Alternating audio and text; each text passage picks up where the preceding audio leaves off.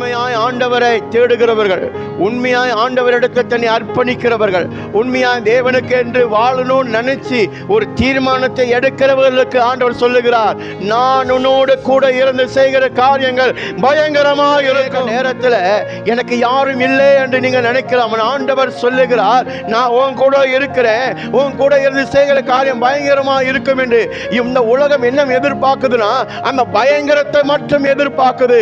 தேவன் என் கூட இருக்கிறாரா இல்லையா என்று சந்தேகத்தோடு தன் வாழ்க்கை நடத்துகிறார்கள்.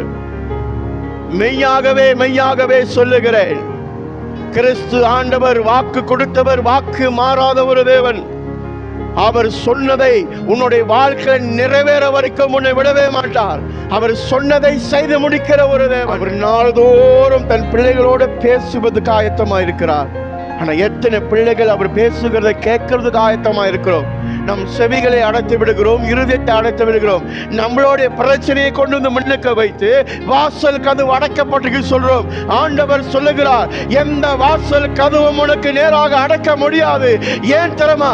நான் வாக்கு கொடுத்த தேவன். வெளிப்பாடு விசேஷம் 3:8 சொல்லு, இதோ உனக்கு முன்பதாய் நான் ஒரு திறந்த வாசலை வைத்திருக்கிறேன், அது ஒருத்தரும் பூட்ட முடியாது. அது எப்படி அப்படிதான் இருக்கலாம், அது அப்பாற்பட்டதா இருக்கலாம், அது நடக்கமான ஒரு கேள்விக்குறியோடு நீ இருக்கலாம். ஆனால் ஆண்டவர் சொல்லுகிறார், நான் உனக்கு நியமித்ததை இறுதி வரைக்கும் செய்து முடிக்கிற தேவனாய் இருக்கிறேன். அல்லேலூயா. எல்லாருக்கும் வாழ்க்கையில கஷ்டம் உண்டு, எல்லாருக்கும் நிந்தை உண்டு, நெருக்கம் உண்டு, ஆகாரம் சாப்பாடு இல்லாத நாட்கள் கடந்து போவீங்க. ஆனா கர்த்தர் சொல்லுகிறார், ஒருபோதும் நான் உன்னை கைவிடுவதில்லை, ஒரு போதும் நான் உன்னை மறப்பதில்லை. சித்தம் அல்ல. இவங்க கவுச்சுக்குவாங்க, அவங்க கவுச்சுக்குவாங்க, அவங்க என்ன நினைப்பாங்க, இவங்க என்ன நினைப்பாங்க, இவங்க எல்லாம் நினைக்கிறதுனால உன் வீட்டை சோறு வேக போவதில்லை, உன் வயிறு நிறைய போவதில்லை, உன் ஆத்மா ரட்சிக்கப்படுவதில்லை. ஆண்டவர் என்ன நினைக்கிறாரு, என் ஆண்டவர் என்ன சித்தம் கொண்டிருக்கிறார், என் ஆண்டவருக்காக நான் என்ன செய்ய முடியும் அப்படி நீ ஓடுறவனாக மாறும் போது உன் வாழ்க்கையில் இருக்கிற ஜெயத்தை உன் கண்கள் காண ஆரம்பிக்கும்.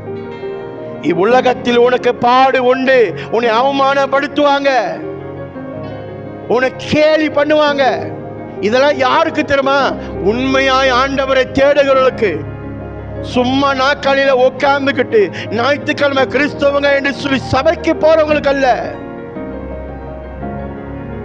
உண்மையாய் உன் இருதயம் ஆண்டவரை தேடணும். இந்த பரலோக ராஜ்யத்தை கட்டுவதற்கு நான் ஏதாவது ஒன்று செய்யணும்னு ஒரு வைராக்கியம் உனக்குள்ள இருக்கும் போதுதான் அந்த வசனமும் வாட்டி உன் வாழ்க்கை நிறைவேறும்.